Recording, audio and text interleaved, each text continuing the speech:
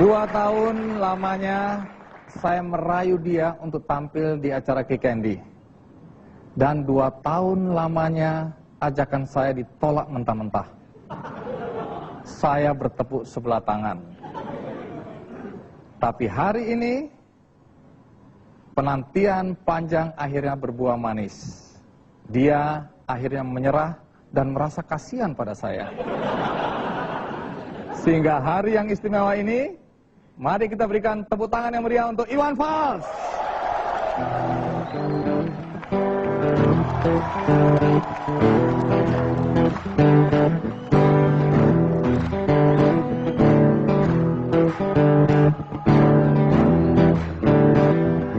Kalau cinta sudah dibuang, jangan harap keadilan akan datang.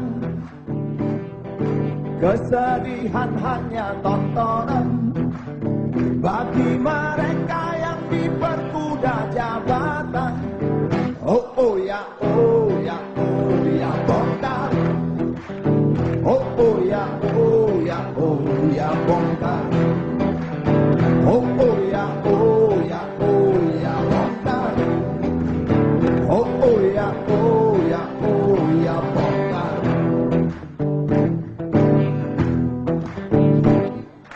Sabar, sabar, sabar dan tunggu. Itu jawaban yang kami terima. Ternyata kita mesti ke jalan, robohkan setan yang berdiri menangkap. Oh oh ya, oh ya, oh ya bongkar. Oh oh ya, oh ya, oh ya bongkar. Oh oh ya, oh ya, oh ya bongkar. Oh oh ya, oh ya, oh ya bongkar. Penindasan serta kesewenang-wenangan, banyak lagi, amat banyak untuk disebutkan. Oh hentikan, hentikan, jangan diteruskan. Kami muak dengan ketidakpastian dan keserakahan. Di jalanan kami sandarkan cita-cita. Sebab di rumah tak ada lagi yang bisa dipercaya. Orang tua, pandanglah kami sebagai manusia. Kami bertanya, tolong kau jawab dengan cinta. Oh, oh.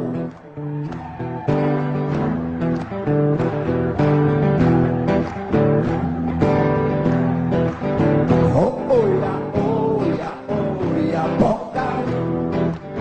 Oh, oh ya, oh ya, oh ya bongkar. Penindasan serta kesewenang-wenangan, banyak lagi, amat banyak untuk disebutkan. Oh hentikan, hentikan, jangan diteruskan. Kami muak dengan ketidakpastian dan kesalahan. Di jalanan kami sandarkan cita-cita. Sebab di rumah tak ada lagi yang bisa dipercaya. Orang tua, pandanglah kami sebagai manusia.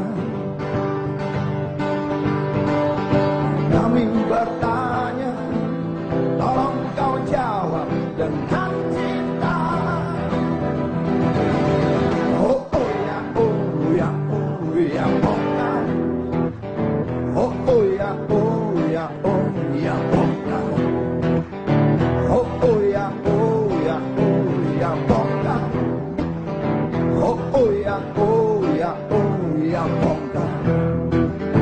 Oh, oh ya, oh ya, oh ya bongkar. Oh, oh ya, oh ya, oh ya bongkar.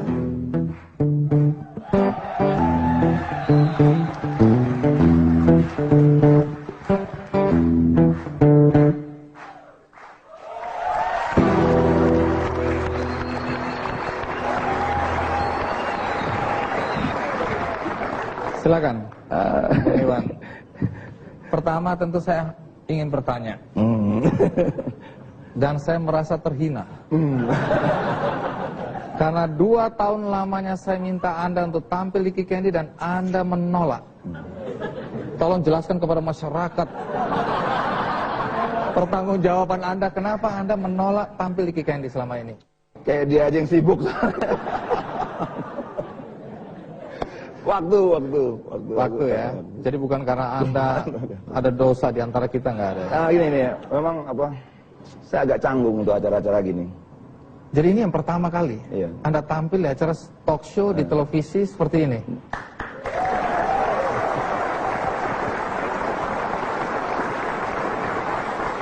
Tentu kita ingin tahu mengapa Anda akhirnya mau tampil di Kikendi.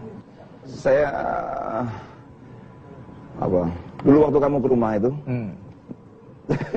Sampai tak datengin rumahnya. ke rumah. Aku bilang ini orang hebatnya apa sih?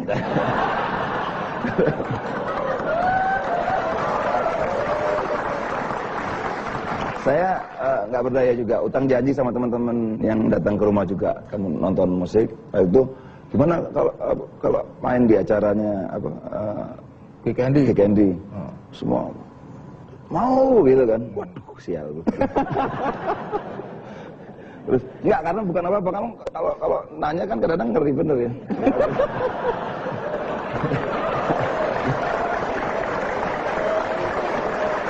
Jadi aku bilang sama istriku nanti, udah nggak usah gitu ya. Tapi ya memang yang nggak biasa lah acara-acara kayak gini gitu. Sekarang ke lagu Bongkar. Itu lagu diciptakan kapan persisnya? Waktu saya tinggal di Condet tahun berapa itu? Tahun 89 ya? 89. 89. Saya agak orientasi waktu saya agak kacau ini. Ya, kalau orientasi uang kita semua Tahu. Ya, tahu. Oh, tapi saya udah kasih istri saya. Oh, kasihan memang nggak pegang uang dia sekarang. Oke. Jadi kalau kita lihat lagu Bongkar, apa pesan yang ingin Anda sampaikan waktu itu? Waktu itu ada cerita tentang Kedung Ombo, Kaca Piring, W. Jepara itu saat itu. Jadi saya agak tersentuh itu. Jadi Kedung Ombo bagi yang belum tahu itu waktu sebagian desa itu dibedol untuk dibuat waduk ya. Di situ penderitaan dimulai waktu itu Anda lihat. Kemudian ada kasus Kaca Piring dan ada W. Jepara itu di Lampung. Ya, di Lampung ya. Lagu itu seperti itu. Kemudian saya dengerin sama Jabo, wah jangan gini dong, dikembangin lagi. Akhirnya kata-kata itu diganti dengan penindasan serta itu tadi. Hubungannya sama suami waktu itu, ada grup itu lahir juga karena memang saat itu perlu ada yang dibongkar. Tapi itu saya pembatalan 100 kota dulu di kekecewaan Anda waktu itu ya? Ada kekecewaan itu. Kemudian, jadi ada tur rencananya ke 100 kota tapi kemudian dibatalkan ya. Ini batal itu karena apa? Dugaan nggak ngerti, itu macam-macam cerita. Ada yang bilang persaingan sponsor, ada yang bilang politik saat itu, atau pemerintah kurang suka ya. Ini zaman Orde Baru soalnya ya. Iya, zaman-zaman dulu. Ini kan waktu Orde Baru sangat sensitif. Kalau sekarang kan semua orang berani bicara. Kalau dulu Iwan Fals dengan lagu Bongkarnya itu banyak penderitaan yang Anda alami ya. Jadi lagu Bongkar memang itu menyuarakan perasaan yang Anda rasakan ketika melihat situasi dan kondisi yang ada. Iya, sebenarnya sih lebih dari luar, tapi ternyata justru faktor membongkar yang ada di dalam itu yang juga justru lebih penting. Iwan versus Iwan lah, itu dalam. Jadi ini pertentangan batin Anda pribadi juga di situ ya, terungkap dalam lagu Bongkar. Nah, sebelum kita lanjutkan, menarik juga karena saya akan bertanya soal bahwa selain lagu Bongkar, Anda ini kan menulis lagu Bento. Banyak orang menganggap lagu Bento itu kependekan dari benci Soeharto. Apakah benar Anda benci sama Pak Harto? Anda nggak usah jawab dulu, karena kita rehat sejenak. Saya akan lanjutkan setelah pesan-pesan berikut ini.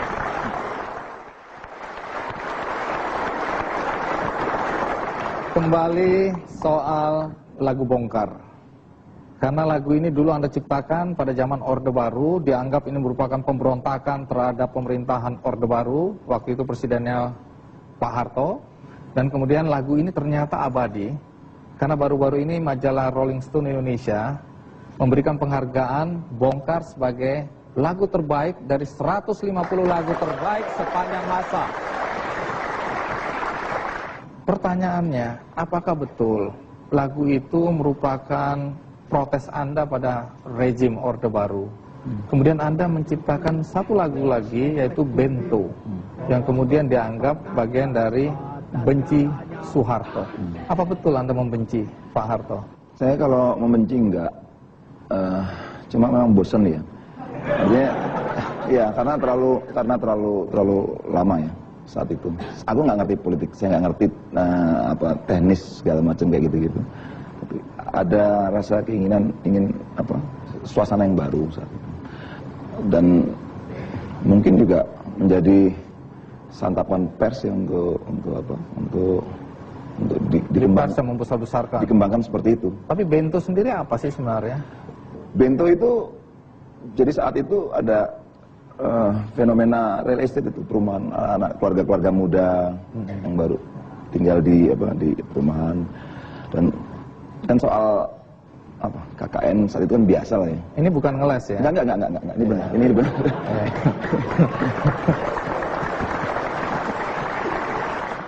Kalaupun saya pakai nama Bento, maksud saya supaya nggak sama aja. Umpamanya saya pakai nama Andi gitu kan, nanti takut protes atau Budi atau siapa gitu. Jadi saya anggap bahwa Bento itu nggak ada nama yang sama.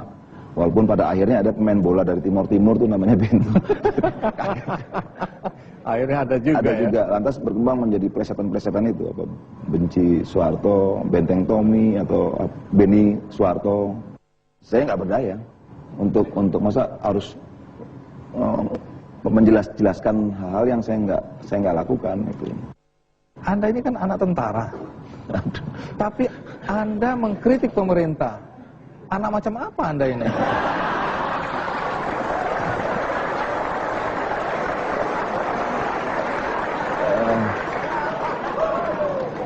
Saya anak baik-baik, saya cukup disiplin, saya pemegang sabuk hitam dan 4.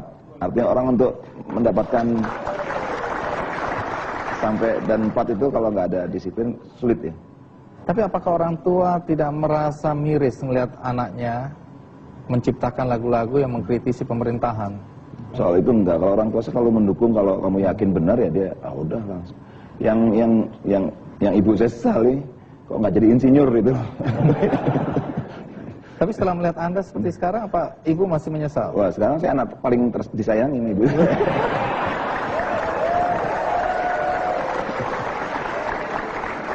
Tunggu, jangan senang dulu. Karena saya mencoba membaca biografi dari Iwan Fals.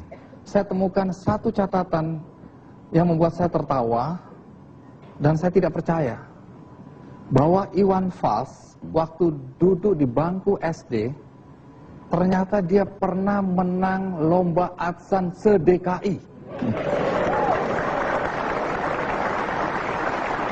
Jujur aja, saya yakin ini pasti ada yang salah di sini. Anda juara adzan, ini serius? Serius. Iya.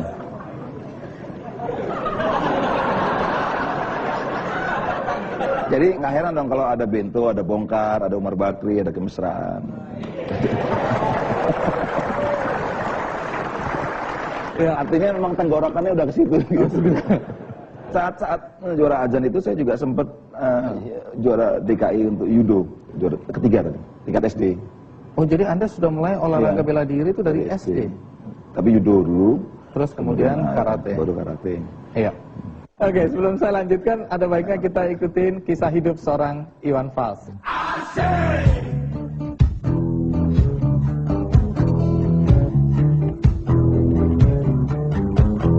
wajahku ganteng, banyak simpanan, sekali lirik. Virjiawan Listianto lahir di Jakarta 3 September 48 tahun lalu.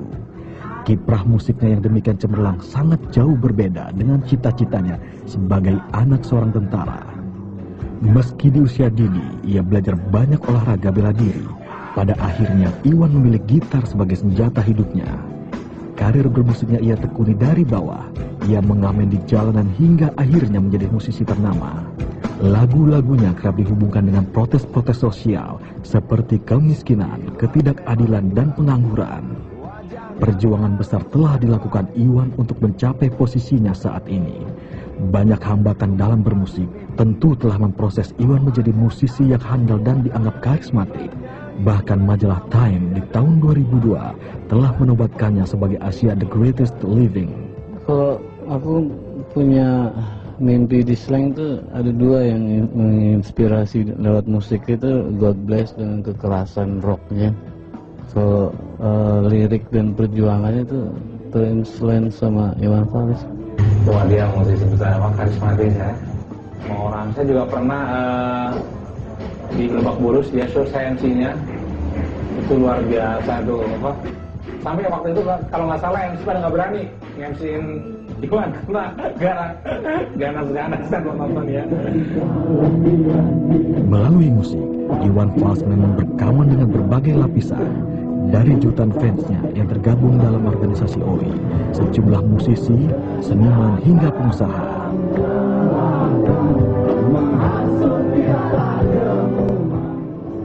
Saya ingat sekali waktu itu kami berlima kalau seandainya habis rekaman jalan kaki. Jalan kaki dulu rekamannya di Gang Karung, di daerah mana saya agak lupa itu, di kota. Ya udah, itu ya yang kenangan saya yang paling dalam sama Iwan. Iwan kalau nggak salah itu juara lomba musik humor. Kami juara lawak mahasiswa, digabung dalam satu kaset. Nah kita kan dibuat kaset kan ada covernya. Nah, kami udah game seru dibuatin sama Dwi Kun. Nah, Iwan juga perlu ada fotonya juga kan, kita kejar-kejar Iwan, man, tak foto dong Wan, buat di kaset nih. Ini kan pertama kali kita muncul di kaset, mesti kan exciting. Nih ya, foto ini black and white 3x4 nanti, dan dia foto masih SMP. Saya ingin melihat Iwan waktu muda penuh dengan ketegaran, kejantanan, Spartanisme. Memang saya tahu Iwan menjadi sosok seorang yang total berubah waktu kehilangan putranya yang kami cintai.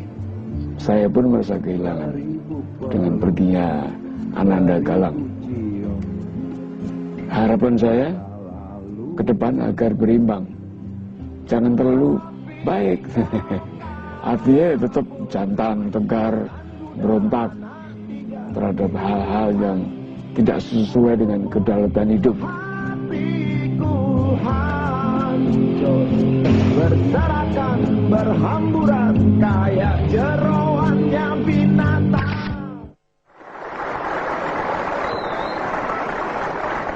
Menarik karena selain perjalanan hidup yang panjang, Anda bekas pengamen ya. Kemudian bagaimana komentar-komentar sahabat-sahabat Anda dulu tentang Anda ya.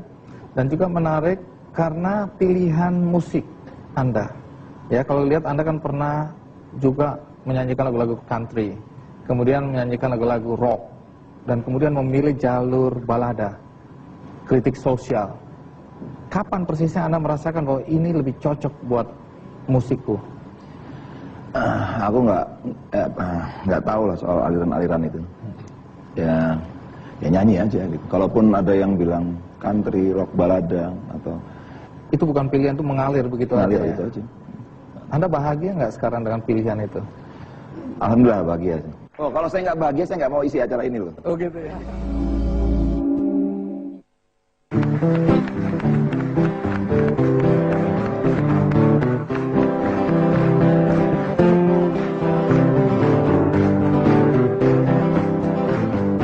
Tasdam dari kulit buaya.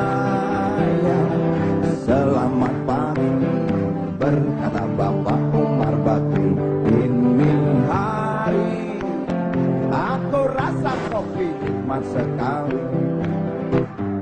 Tas hitam dari kulit buah. Mari kita pergi memberi pelajaran ilmu pasti itu. Murid tanggalmu mungkin sudah menunggu. Laju sepeda kembang di jalan berlubang. Selalu begitu dari dulu waktu zaman Jepang. Terkejut dia waktu mau masuk pintu gerbang.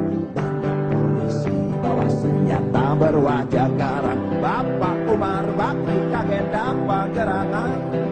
Berkelahi Pak jawab murid seperti jagoan. Bapak Umar Bakri takut bukan kepala. Itu sepeda butut dikebut lalu cabut kalang kabut cepat pulang. Standing dan terbang. Umar Bakri, Umar Bakri, pegawai negeri. Umar Bakri, Umar Bakri, 40 tahun mengabdi. Jadi guru jujur berbakti, memang makan hati. Umar Bakri, Umar Bakri, banyak ciptakan menteri. Umar Bakri, profesor, dokter, insinyur pun jadi. Tapi mengapa gaji guru Umar Bakri seperti dikebiri?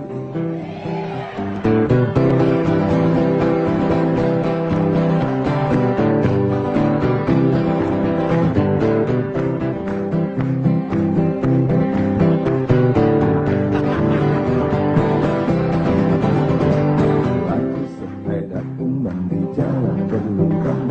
Selalu begitu dari dulu waktu zaman Jepang. Dia waktu mau masuk pintu gerbang. Banyak polisi bawa senjata berwajah. Bapak Umar Bakri kaget apa gerangan. Berkelahi Pak jawab murid seperti jagoan. Bapak Umar Bakri takut bukan kepala. Itu sepeda butut dikebut lalu cabut kalang kabut. Bakri ketut cepat pulang.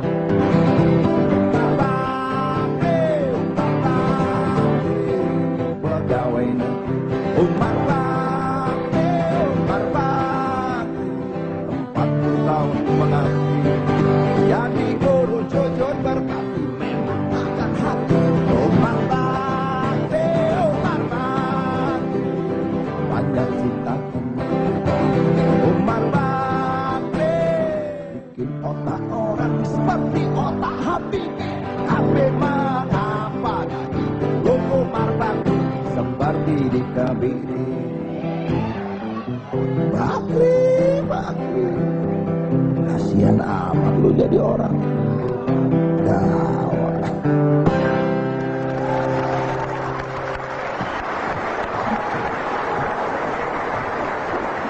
Inilah Umar Bakri ini bikin kacau aja.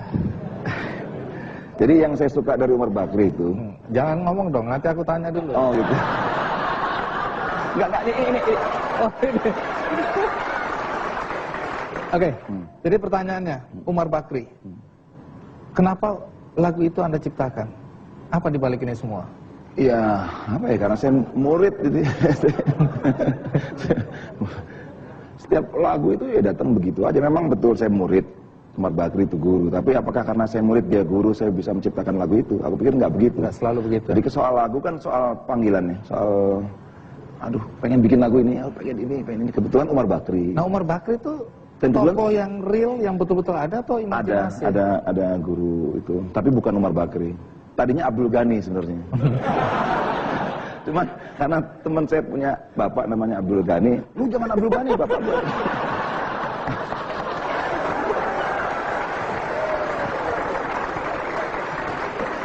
Akhirnya Umar Bakri, tapi ternyata ada juga yang orang namanya Umar Bakri. Umar Bakri. Jadi udah serba salah aja. Ya, Tapi pesan apa yang mau disampaikan di situ?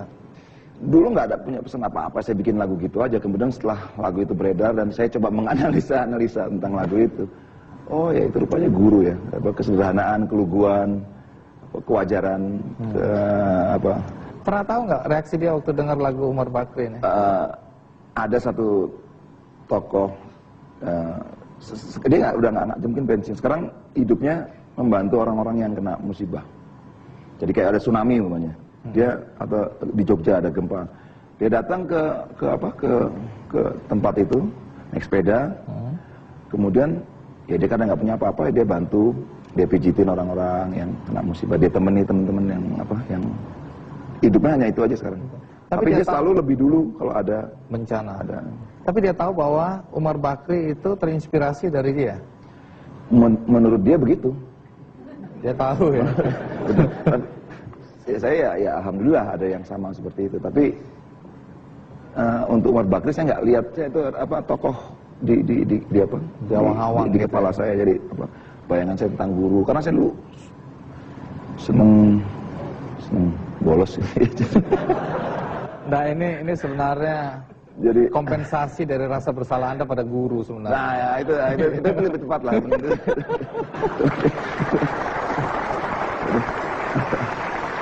Iya, ini dilahirkan atau diciptakan pada tahun-tahun awal 80-an atau 77 kalau nggak salah itu. Oh, 77 atau 75. Tapi edarnya itu 79 atau 80 gitu. Saya nggak hafal. Sekitar gitu ya. Kan Umar Bakri ini mengingatkan saya pada grup band namanya Babadotan. Babadotan. Nah itu grup apa itu? Nama aja udah nggak jelas itu. Jadi Babadotan itu kalau pendaki gunung mungkin tahu, yaitu dari Sunda, jadi pohon-pohonan yang bau kentut gitu.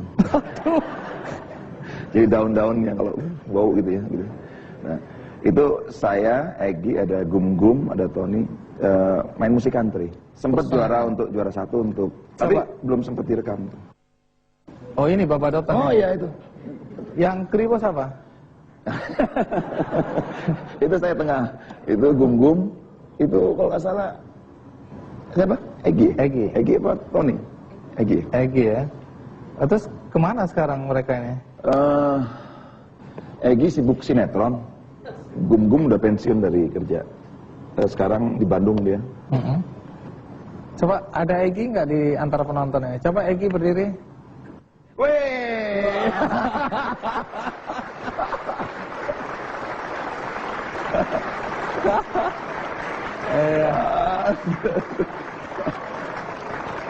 Waduh. Oke, jadi Egy juga termasuk yang main di Babadotan ya. Grup musik yang nggak jelas itu ya. Gitu kan maksudnya ya, Babadotan kan. Kalau kenapa kok nama itu saya nggak bisa jawab itu. Ya. Itu mungkin Egy bisa jawab atau mungkin Gum-Gum. Coba Egy bisa jawab. Kenapa namanya nggak jelas itu? Saya sendiri nggak tahu. Itu kan personilnya aja nggak tahu. Yang punya ide itu Gum-Gum sebetulnya. Gum-Gum. Oh.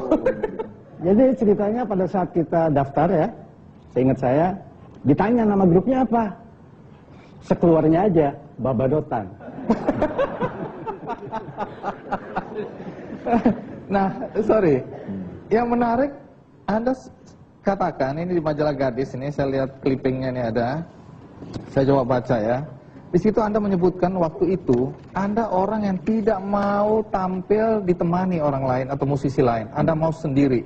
Ini kesombongan lah, ini sombong lah. Tapi di sini Anda bilang bahwa hanya 2 orang yang Anda tanda kutip izinkan untuk mendampingi, yaitu yang pertama Dedek Haris. Karena katanya kalau Anda main itu gripnya itu bisa berubah-ubah gitu, berbeda-beda tiap hari. Itu sebenarnya orang yang nggak bisa main gitar itu sebenarnya. Nah, terus ini almarhum ya Dedek Haris ya. Sudah almarhum sekarang, tapi orang kedua tadi Gum-Gum yang Anda izinkan. Kenapa Anda izinkan Gum-Gum untuk mendampingi Anda? Ini loh, saya terpukau sama dia main banjo waktu itu. Saya main gitar, ada gitar bundar, banjo dia main, ini, waduh kok bunyinya enak, dan Gum-Gum ini apa ya, lucu dan tapi juga sebenarnya galak juga dia tuh. Kalau kita latihan sampai kalau marah benar. Tapi juga nah itu yang mungkin membuat saya juga saat itu mau diajak. Dan main country, itu country kan beatnya semangat ya. Saat itu umur saya segitu, kena beat-beat seperti itu rasanya, waduh, terwakili. Gum-gum teman-teman di Babadotan itu. Gum-gum kalau nggak salah kami punya rekaman dokumenter Gum-gum. Apa Gum-gum yang ini? Coba.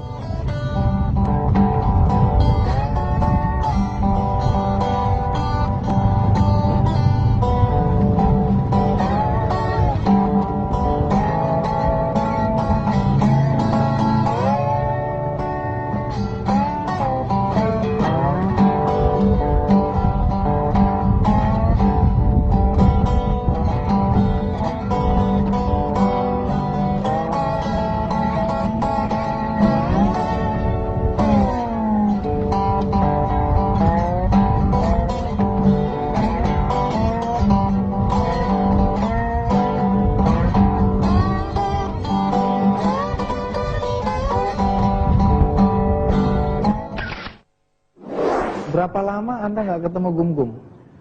Wah, lama. Saya, tapi beda mukanya ya? Tapi masih, ya kalau udah umur ya pasti beda.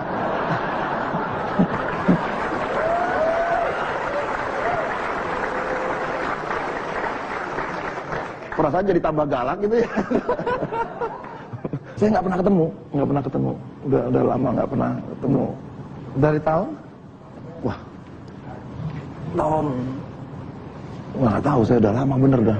Oke, kalau gitu kita panggil Gum-Gum Gumilar.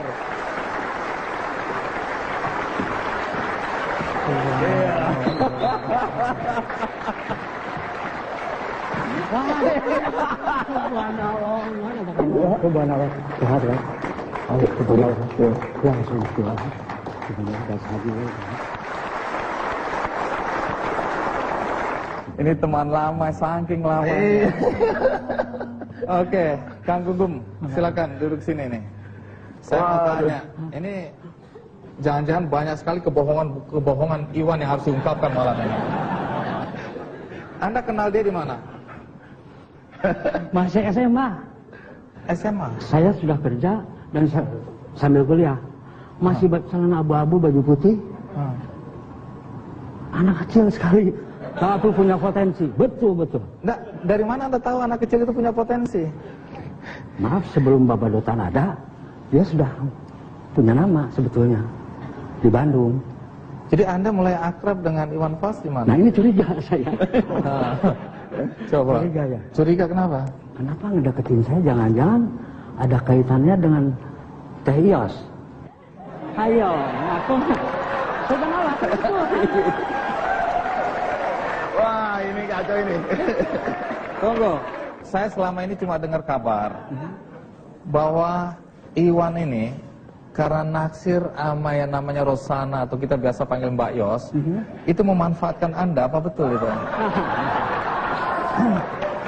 Yang penting ujungnya ya, dapatkan istri yang solehah ya. Amin. Subhanallah. Dan perempuan yang kuat. Jadi beruntung sekali dia ya? Sekali. Berarti yang rugi perempuannya ya? Bukan, nggak musibah ya, bukan musibah. Oh, bukan musibah. Iya. Subhanallah. Jadi apa yang Anda lihat dari seorang Iwan waktu Anda di IKJ ya waktu itu ya, atau LPKJ, Lembaga Pendidikan Kesenian Jakarta. Sekarang jadi potensi apa yang Anda lihat dari seorang Iwan waktu dia kuat. masih kecil itu? Kuat. Semangatnya kuat. Yang disampaikan itu adalah saya akan jadi penyanyi besar, penyanyi terkenal dan terbukti. Itu yang saya tahu. Subhanallah. Betul. Jadi udah berapa lama sebenarnya Anda nggak ketemu Iwan? 30 tahun ya. Iya. 30 tahun. Saya sudah kaya-kaya, memang 10 tahun beda lebih tua saya. Iya. Ya kelihatan lah kalau itu. Bang Andi ini paling-paling nih. Pak Mahfud aja jongkir. Kenangan apa yang paling melekat dalam ingatan Anda soal Iwan Fals? Ya memang saya tekad. Terus saya suka apa? Hal yang kecil diperhatikan. Boleh saya nginep di rumah Bang Iwan, tapi anduk tidak boleh pakai, betul nggak? Itu betul, dan saya lakukan sekarang kepada anak saya. Anak saya ataupun saya, tamu, sediakanlah handuk sendiri. Apalagi sikat gigi ya. Jangan-jangan yang dikasih bukan sepatu. Tapi bagaimana perasaan Anda melihat sahabat Anda, teman Anda, walaupun adik kelas ini ya? Anda satu kelas sama istri? Betul, satu kelas tapi memang saya jauh lebih tua, 10 tahun juga perbedaannya. Iya, Anda sudah kerja ya? Betul. Anda kerja kemudian Anda kuliah lagi, Betul. bergaul dengan anak muda ini. Betul. Dan memang dia ini ngejar-ngejar Mbak Yos. Dan berhasil itu. Dan sekarang berhasil kenyataannya. Oh, waktu itu Gum punya grup ini Bencelung. Musik humor. Itu saya sendirian mulai ingat Gum ya? sama grup. Terus entah kenapa Yos. Soal istri ini penting karena ada pengakuan yang jujur dari seorang Iwan bahwa dia masuk IKJ demi seorang calon istri waktu yang itu. Yang solihah. Betul. Ya. Dan sesudah dapat dia berhenti kuliah. Nanti cerita, Anda harus cerita, tapi... Nah, saya jadi ngebayangin ini, ya. Boleh nih. Saya ngebayangin Mas Andi kalau di rebonding ini gimana.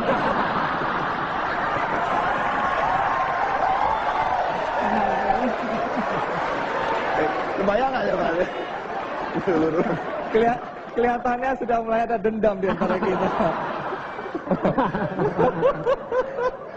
Oke. Kang Gunggung, terima kasih banyak ya udah hadir di acaranya Iwan Fals hari ini. Luar biasa Anda mau datang dan Anda termasuk yang mengagumi Iwan Fals. Terima kasih banyak. Baik, nggak usah tampil ya. Nanti kita ketemu. Tapi di sini aja dulu. Main apa? Main. Ya, boleh saya kasih waktu 5 menit ya. Kode apa? G. Mau main? Bagaimana kalau kita download ya?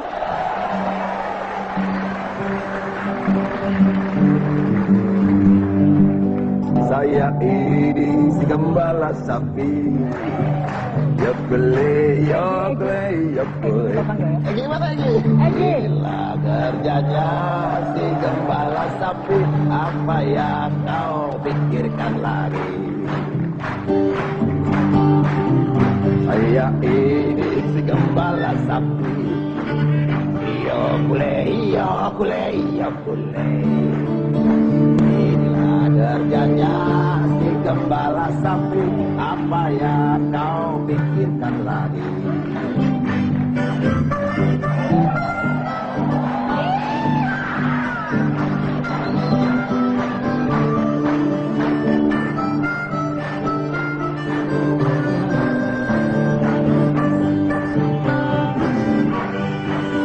Bila hari sudah petang, sapi pulang ke kandang, saya urut dari belakang.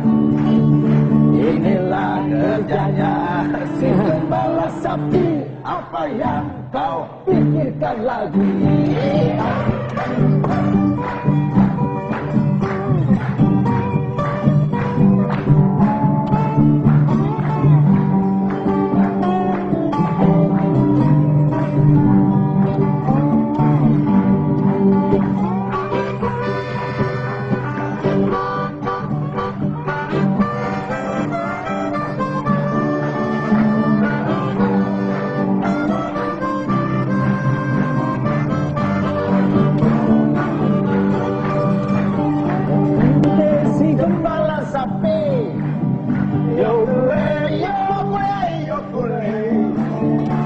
Inilah kerjanya si gembala sapi, apa yang kau pikirkan lagi?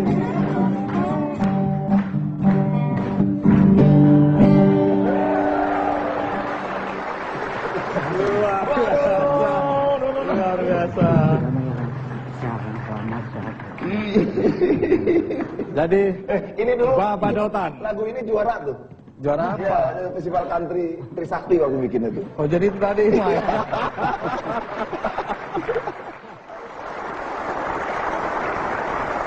Ya. Banyak isu atau rumors di sekitar konser-konser Anda. Termasuk tadi kita bicara rencana konser di 100 kota yang berantakan.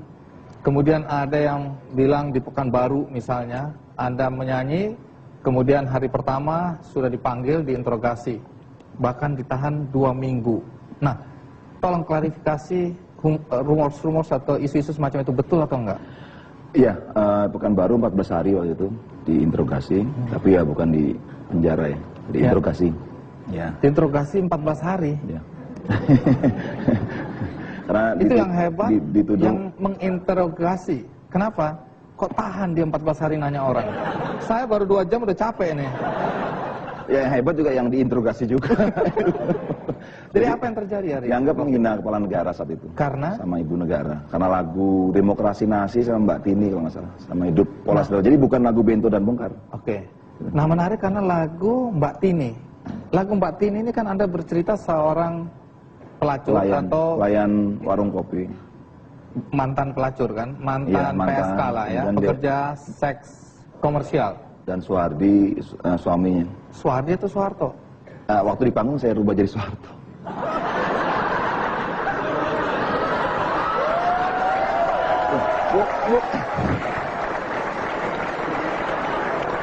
Tunggu, supaya jelas lagu itu bercerita tentang apa? Supaya kita dengar jelas. Jadi tentang supir sama pelayan warung. Itu kan selalu ada, itu sering ketemu ya. Ya dia ingin membentuk rumah tangga yang sakinah mawadah. Terus? Itu, tapi karena entah perjalanan nasib itu, akhirnya supirnya mantan gali juga, mantan preman. Ya, di PHK waktu itu dia, kalau salah. Ya akhirnya balik lagi menjadi itu jahat. Lalu istrinya juga karena jauh dari suami kembali lagi menjadi PSK, menjadi pelacur. Dan itu ditafsirkan seperti tadi, menghina kepala negara. Dianggap karena namanya sama kan tadi itu dari Soeharto katanya. Padahal saya cuman ya ada sih mungkin pikiran-pikiran itu. Nah, kenapa? Saat itu saya masih muda bener ya. Saya masih jadi, tapi begitu ditanya saya nggak tahu ya, mungkin tukang bakso ya, mungkin beliau sendiri almarhum atau karena selalu menghiasi televisi dan itu yang terekam di kepala saya. Begitu ada pertanyaan kenapa kok Tini, kenapa kok Soeharto, saya juga bingung menjawabnya. Mungkin iya juga mungkin enggak. Saya malah sibuk nangis saja. Anda nangis? Oh, iya dong. Iwan Fals nangis? Iya. Iwan Fals nangis? Karena gini, kenapa Anda nangis? Yang saat itu yang tanya-tanya kan serem-serem ya. Serem, nggak tidur berapa hari. Jadi alasan Anda ditahan, diinterogasi itu apa? Menghina? Ya menghina, radiogramnya gitu ke Laksus. Dulu Laksus namanya, ke Sumbar Riau, menghina ibu dan kepala negara. Tapi akhirnya bagaimana setelah 14 hari diinterogasi? Karena memang nggak terbukti, saya menghina. Lagunya nggak menceritakan tentang kepala negara, tentang ini. Akhirnya malah yang interogasi saya senang sama saya dikasih marga. Dikasih marga? Iya. Marga apa? Sihaan. Tapi apa betul setelah kejadian itu Anda dan keluarga sering mendapat teror? Tepatnya teror dari diri sendiri, mungkin prasangka saya sendiri, ketakutan saya, ketakutan keluarga, ketakutan. Jadi rasanya ada orang ngikutin terus gitu ya. Padahal ya mungkin iya atau dia mungkin enggak, saya nggak tahu. Jadi karena kan saya nggak kepikir sama sekali, karena saya nyanyi di Jakarta, nyanyi di Bandung, nyanyi di mana-mana nggak diapa-apain. Lagunya sama tentang itu. Bahkan saya sebutin nama waktu itu ya. Nggak diapa-apain di ITB, di kampus-kampus gitu ya. Tapi begitu di Pekanbaru, kok jadi masalah gitu. Kemudian diteruskan ke Kramat 5. 2 bulan kalau nggak salah ya, harus lapor. Kramat 5 waktu itu Laksus itu. Laksus ya. Laksus sekarang nggak ada ya, udah nggak ada ya. Iya. Saya nggak tahu tuh. Nggak perlu tahu juga. Anda kok masih ketakutan kelihatannya. Dulu kalau nggak salah itu barengan saya tuh yang pemalsu uang apa-apa gitu. Jadi ada penyelundup bawang putih. Jadi diinterogasi sambil kaki kelingkingnya sama kursi gitu kan. Oh yang benar. Nah, saya di situ kan, saya melihat, waduh ntar gua bikin juga. Jadi ya anak muda ya. Tapi akhirnya berakhir baik lah. Kalau ya. sekarang gitu ya Pak damai aja lah. Gitu.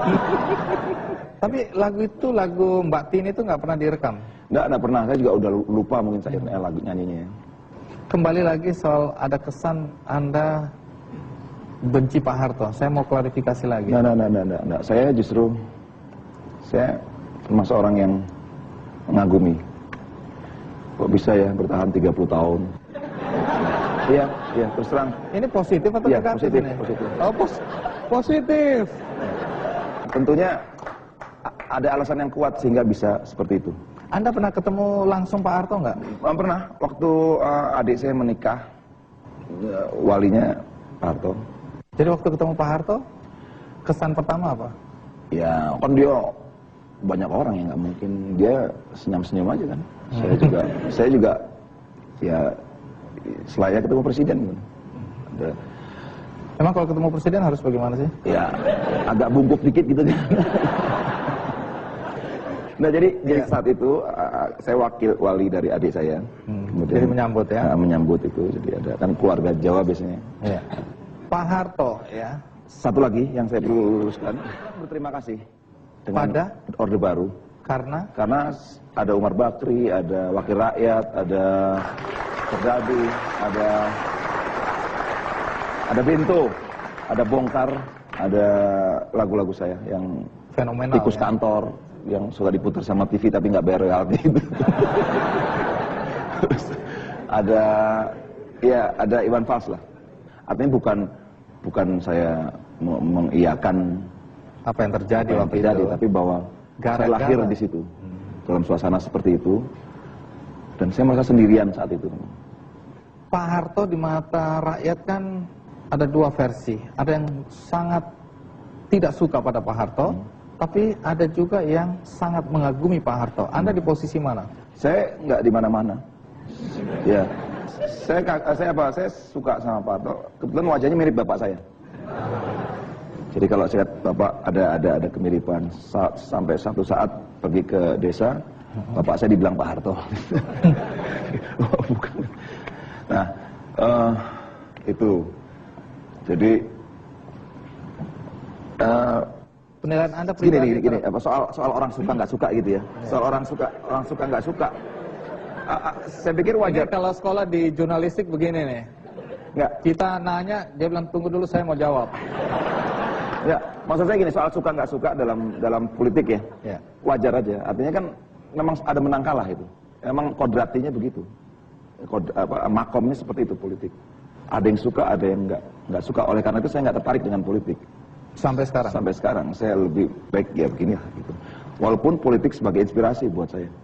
Menarik sekali karena waktu saya datang ke konsernya Iwan Fals ya, pulangnya saya lihat semua orang dibagi-bagi pohon atau bibit pohon. Apa yang terjadi? Ya sederhana aja, saya punya anak masih 7 tahun, saya nggak mau anak saya nggak punya oksigen yang bagus gitu. Sementara cerita-cerita tentang lingkungan kan kabar buruk ya.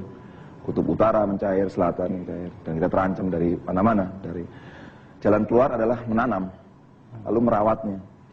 Nah, saya coba tanamkan sama manajemen, sama teman-teman yang datang ke rumah, OI atau Falsmania atau siapapun yang datang ke rumah. Ayo tanam, udah tanam, lalu merawat. Jadi itu yang saya pernah baca, satu pohon katanya untuk 2 orang oksigennya. Gitu. Jadi itu yang mengilhami Anda untuk membagi-bagikan pohon. Nah itu kan kemudian saya dengar-dengar Anda akan melahirkan satu album baru lagi, Keseimbangan. Nah di situ banyak juga pesan-pesan atau lagu-lagu yang liriknya punya pesan kuat tentang lingkungan. Salah satu kalau nggak salah ada lagu Suhu. Apa hebatnya lagu Suhu ini? Suhu kalau dipaksakan ke lingkungan ya bisa tentang keseimbangan gitu. Tapi saya memaknai Suhu itu sebagai jawaban terhadap persoalan kejiwaan saya saat itu. Waktu saya tadi Mas Jody ngomong soal kehilangan. Anda sakit jiwa? Iya. Pada saat anak saya Galang pergi, tentu sakit jiwa saya. Nah itu tiba-tiba di tempat teman di satu kamar murid Bango Putih ada piringan, ada piring, ada puisi tentang kekerasan, keluasan, tentang keseimbangan. Loh, kok saya seperti ini jalan keluar nih. Kena gitu. Ada akhirnya, oh iya ya, coba. Gitu. Jadi inspirasi lagu itu sehingga nggak jadi sakit jiwa. Anda kelihatan mulai dendam juga. Kan saya bercanda. Lah yang mulai nih.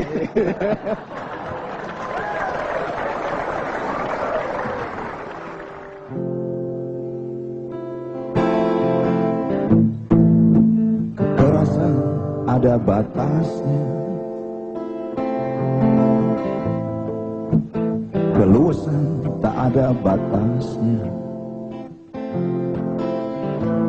Tak ada kuda-kuda yang tak bisa dijatuhkan.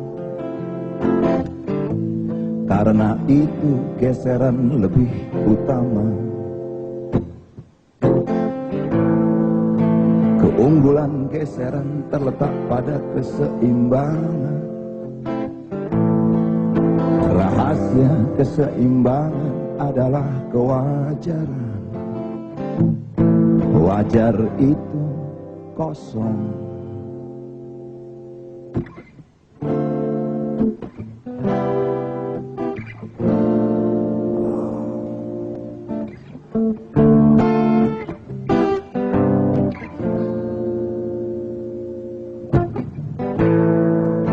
Membentur dapat diukur, menempel sukar dikira. Mundur 1 langkah, maju 8 langkah. Kosong dan isi bergantian menuruti keadaan.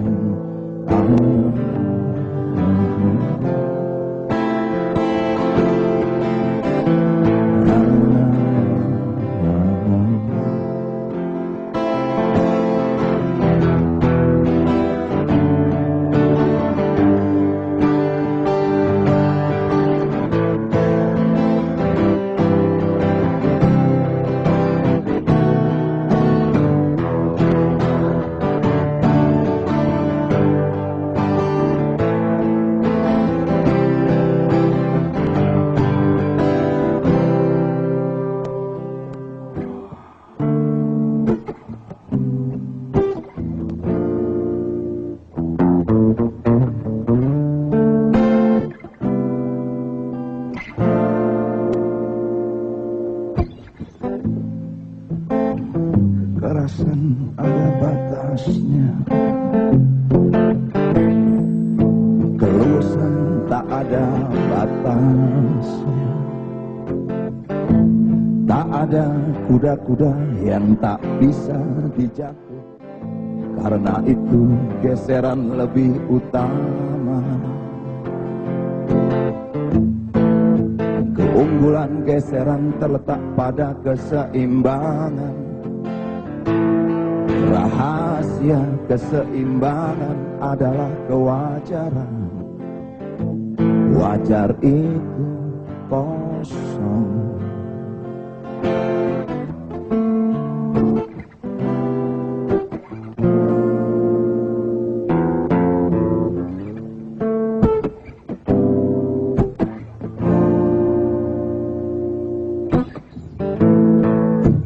Membentur dapat diukur,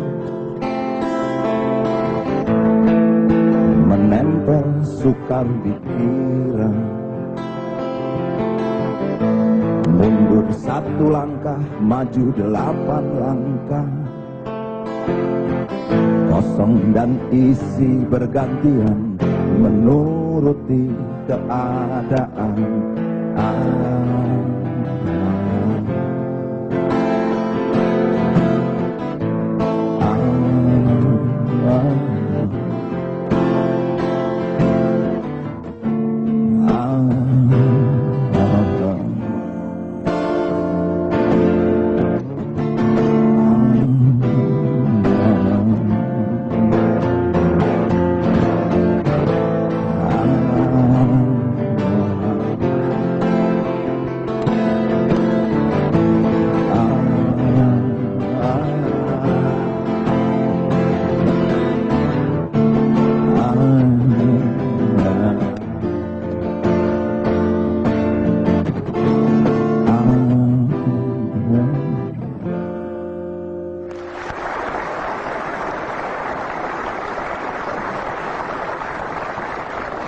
Tadi Anda menyebutkan lagu Suhu berkaitan dengan Galang almarhum.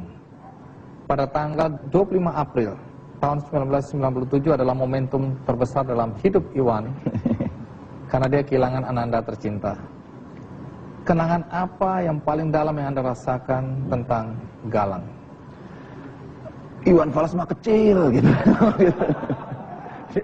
Kenapa? Ya karena dia mulai menentukan hidupnya sebagai pemusik. Aku berhenti sekolah, aku pilih musik sebagai jalan hidup saya. Itu. Kemudian setelah itu dia mengambil sikap. Pada saat usia berapa? Dia sudah datang pada Anda, dia bilang dia tidak mau melanjutkan sekolah. Ya, dia mau main musik. Dia mau bermain musik. Anda izinkan waktu itu?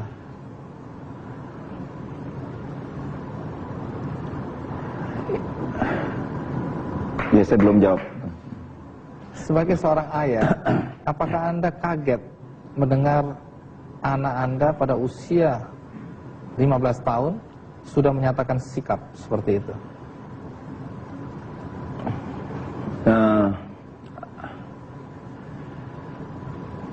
Ya, saya sulit ngomong. Ada bangganya juga, tapi kok masih muda bener ya gitu. Itu kan tidak lazim ya. Artinya anak-anak seumur dia kan harusnya sekolah. Oh, tapi di jalanan banyak anak seperti itu. Itu karena tidak mampu, tapi kan saya juga nggak mampu. Tapi menarik karena Anda akhirnya mengikuti jalan pikiran Galang ya, bahwa dia bermain musik dan tidak sekolah lagi. Ya, saya bisa apa nggak bisa. Ya paling nasihat selalu.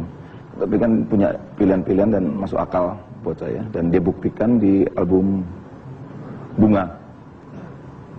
Dan saya lihat latihan dia, sempat ke studionya saya perhatiin. Cuma dia sendirian di studio itu, teman-temannya belum datang. Dia tepat waktu. Ya.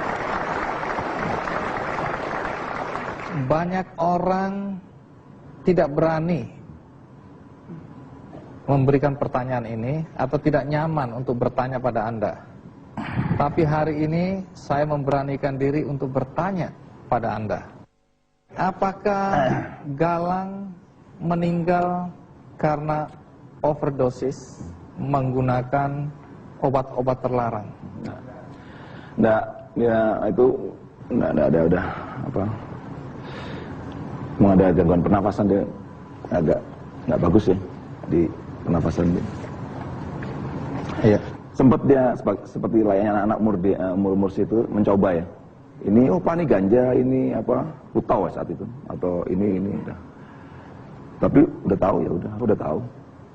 Terus aku mau musik, mau latihan. Tapi saya percaya sama dia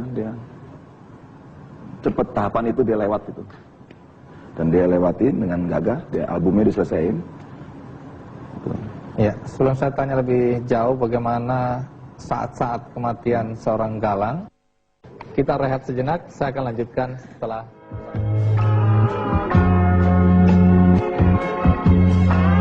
Dari pernikahannya dengan Rosana, Iwan memiliki 3 anak, Galang Rambu Anarki, Anissa Cikal Rambu Basai, dan Raya Rambu Robbani.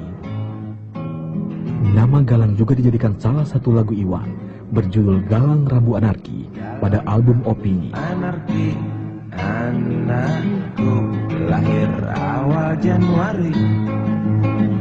Lagu ini bercerita tentang kegelisahan orang tua menghadapi kenaikan harga-harga barang sebagai imbas dari kenaikan harga BBM yang bertepatan dengan hari kelahiran Galang, 1 Januari 1982.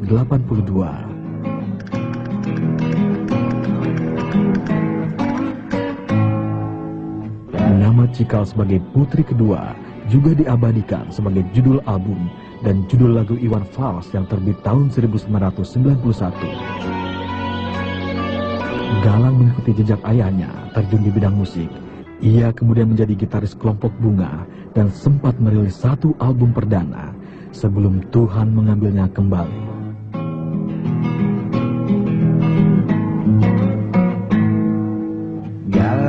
Galang Rambu Anarki meninggal pada bulan April 1997 secara mendadak, yang membuat aktivitas bermusik Iwan Fals sempat vakum selama beberapa tahun. Dan baru tahun 2003 ia aktif kembali. bersamamu. Kehangatan keluarga ini bertambah dengan lahirnya putra ketiga mereka, Raya Rambu Rabbani, di tahun 2003. Iwan dan keluarga tinggal di kediaman mereka di Desa Lui Nanggung, Cimanggis, Depok. Sebuah tempat asri yang tak hanya berfungsi sebagai rumah, tapi juga kantor dan sebagai wahana pertemuan dengan ribuan penggemarnya. Semoga si duda diracun orang. Ya.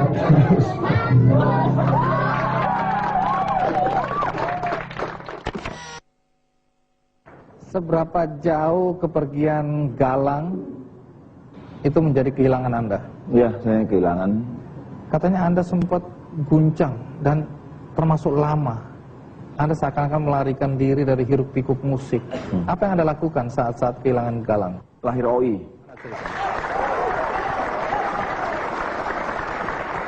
OI itu orang Indonesia. Oh iya, bukan orang Indonesia. Jadi saya banyak teman-teman yang saya tahu mukanya, tapi nggak hafal namanya. Kadang-kadang, Bang, oi, ya gitu. Saya kan kalau manggil, waduh siapa namanya? Tapi saya tahu karena sering ke rumah gitu. Cuman nama saya nggak. Akhirnya, oi, ya udah, oi. Jadi Anda merefleksikan kehilangan Galang itu dengan menggalang ormas, anak-anak, dan Anda menganggap Anda adalah ayah dari anak-anak itu.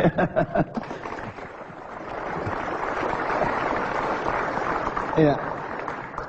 Tapi ada yang mengatakan Galang coba-coba mengkonsumsi obat-obatan karena Anda juga pernah mengkonsumsi obat-obatan terlarang. Seberapa jauh kebenarannya? Jauh. Benar, ya saya jauh. Untung Yos banyak bantu saya. Teman-teman OI juga banyak menyadarkan saya. Falsmania juga, pers juga itu, buat keluarga saya, teman-teman. Berapa lama Anda tenggelam dalam urusan narkoba ini? Ada lama ya, dari 7980. Hey Mr. Geler, lo tega mata gua kok nggak bisa melek.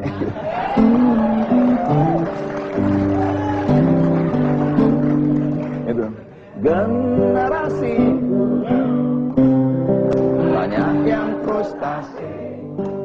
Itu ya. Itu. Nah, ada yang mengatakan bahwa Anda sangat menyesali kehilangan Galang karena Anda merasa belum tuntas sebagai seorang bapak. Iya, karena Galang ngomong, wah papa tuh kecil gitu. Saya ingin menunjukkan besar saya sama dia, tapi belum sempat. Bukan masalah. Seberapa besar peran istri untuk menguatkan Anda? Oh besar dia. Dia besar. Dia itu kalau nggak cengeng dia itu nggak cengeng. Jadi Anda lebih cengeng dari istri ya? Iya. Anda kok jujur sekali ya? Oke. Kalau gitu kita tanya langsung ke istri. Pertanyaan yang paling saya suka dan saya selalu ulang-ulang adalah mengapa Anda mau kawin sama Iwan? Yang pasti karena waktu saya kuliah, karena waktu itu ya masih jelas masih ganteng tadi.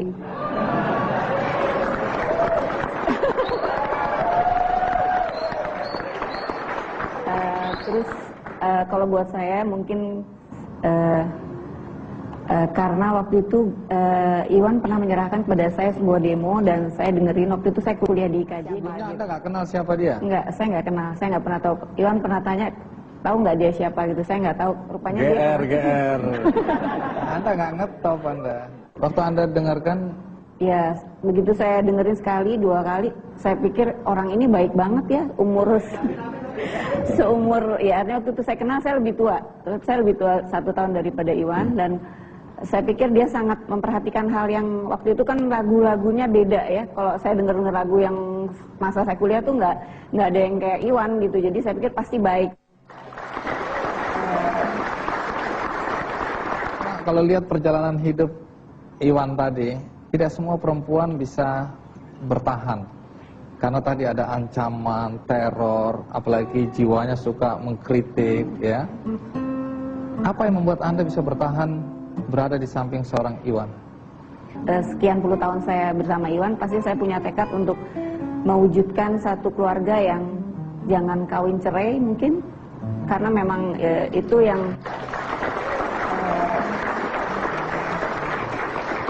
dalam satu kehidupan saya lihat begitu banyak, kebetulan ibu dan bapak saya juga berpisah, dan mungkin ada satu tekad yang ingin saya buktikan, terus kita ya menjalani itu semua. Kalaupun ada, saya udah tekad saya harus ada di samping Iwan sampai insya Allah ajal menjemput gitu. Jadi saya pikir itu menjadi tekad saya buat saya.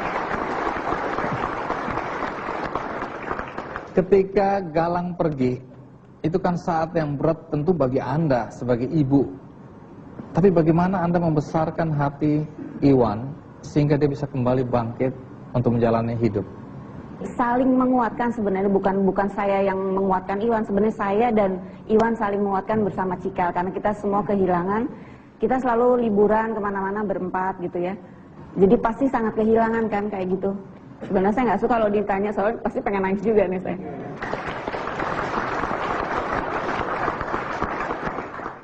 Waktu Galang lahir, Anda menyanyikan atau menciptakan lagu dan kemudian menyanyikannya Galang Rambu Anarki. Apakah Anda masih menyanyikan lagu itu sampai sekarang? Masih, kadang masih. Bisa Anda nyanyikan sedikit nggak bait Galang Rambu Anarki? Satu-satu. Galang Rambu Anarki, anakku, lahir awal Januari ya, menjelang pemilu. Galang Rambu Anarki, dengar trompet tahun baru menyambut.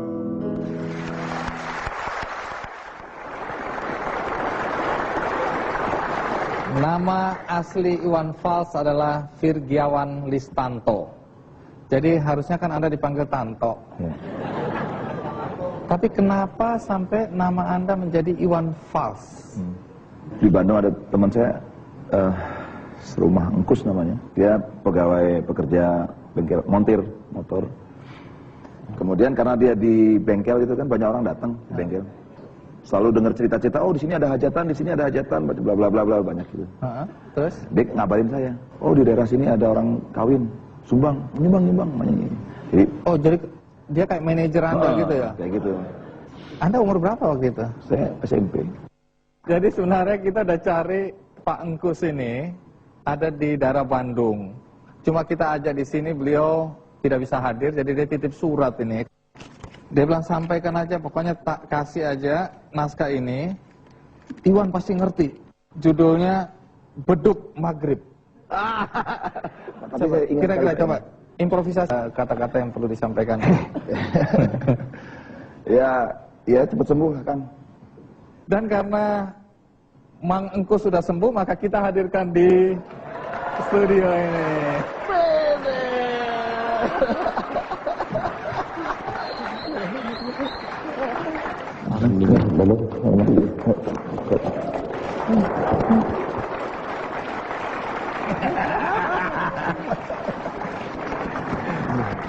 Sakit katanya. Ya biasa. Oke, Mangkus, terima kasih banyak sudah hadir di acara Kick and ini. Silakan duduk, Mangkus.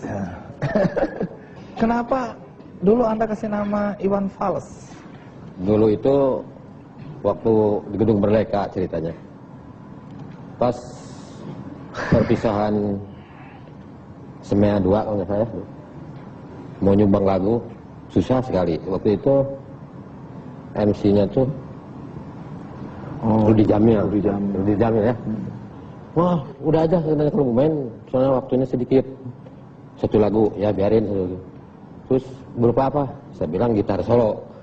Oh, jadi Anda yang nawarin dia ke Rudi Jamil? Iya, Rudi Jamil. Kok berani Anda? Ya. Kok berani? Oh, manajer.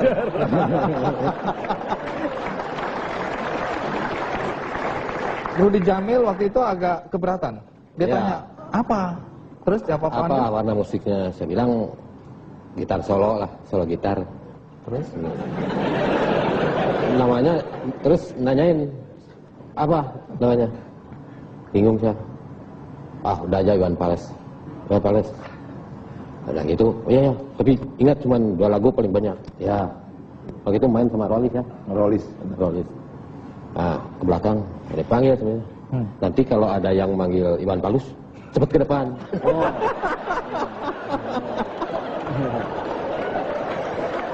Terus dia bilang, kenapa mesti Iwan Fals? Ya biar nggak ada yang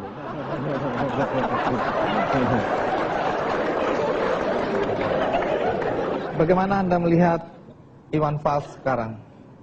Bangga aja. Dia udah jadi musisi besar. Apalagi sekarang udah jadi haji ya. Malah jadi Abu Kabrur. Jadi Anda bangga pernah menjadi manajer Iwan Fals ya? Padahal saya nggak pernah merasa jadi manajer. Tapi dulu dapat honor nggak? Dibagi nggak? Dulu boro-boro dapat honor, paling dikasih juga pisang ya.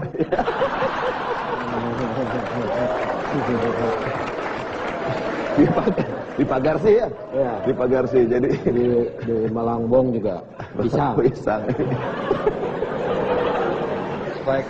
Nah, kalau banyak juga orang mulai melihat Anda dalam usia kemudian sudah berubah, apalagi ketika ada sebuah album yang Anda terbitkan judulnya 50-50, 50-50 atau separuh-separuh, yang kemudian katanya lebih berbau cinta ketimbang kritik sosial.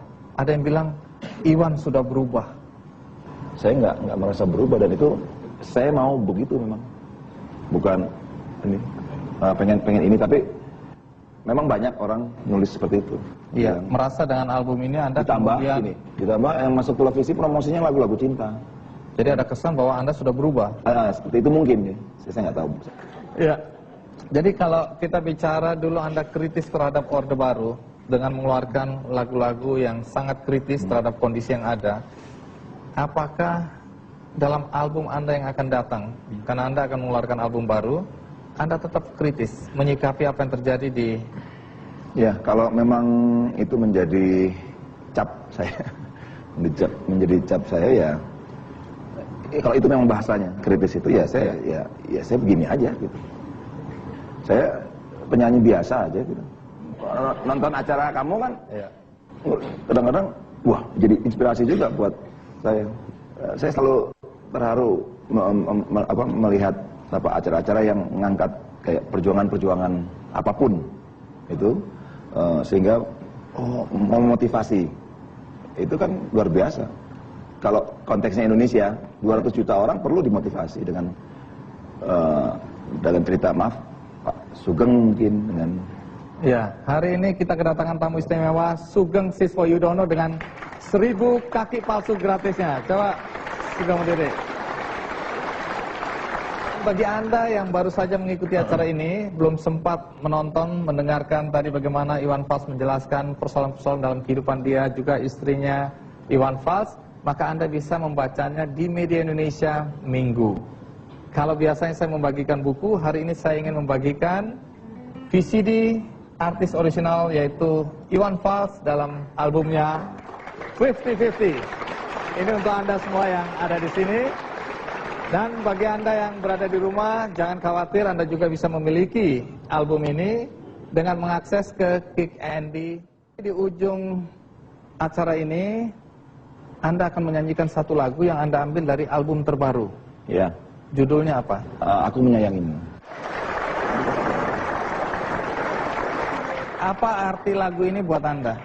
Itu Gusmus Kiai Haji Mustafa Bisri pada saat Amerika serang Irak itu, dia bikin puisi itu. Kemudian di acara yang berhubungan dengan peristiwa itu, dia di hadapan orang banyak bilang bahwa syair ini akan saya serahkan sama Iwan. Saya dengar itu dari belakang panggung, kaget saya. Wah, Gusmus panggil nama saya. Saya langsung lari ke panggung, ambil itu, dan Anda jadikan lagu. Baik, bagaimana kalau kita simak Iwan Fals dengan Aku Menyayangimu.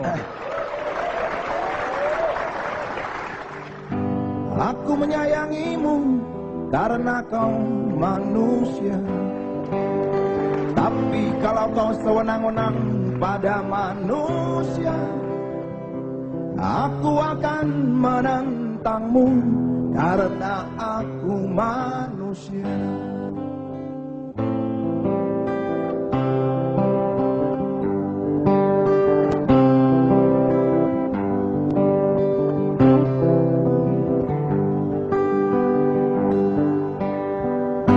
Aku menyayangimu karena kau manusia. Tapi kalau kau memerangi manusia, aku akan mengutukmu karena aku manusia.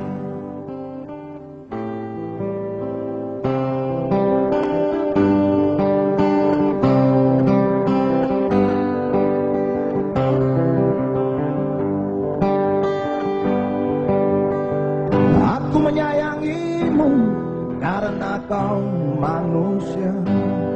Tapi kalau kau menghancurkan kemanusiaan, aku akan melawanmu karena aku manusia. Aku akan tetap menyayangi karena kau tetap manusia. Karena aku manusia, aku akan tetap menyayangimu karena kau tetap manusia. Karena aku manusia.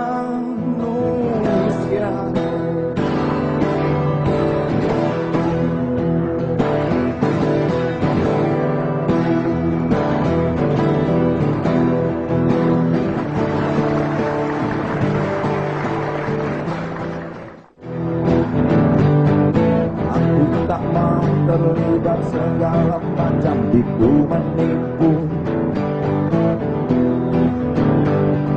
Aku tak mau terlibat segala macam omong kosong.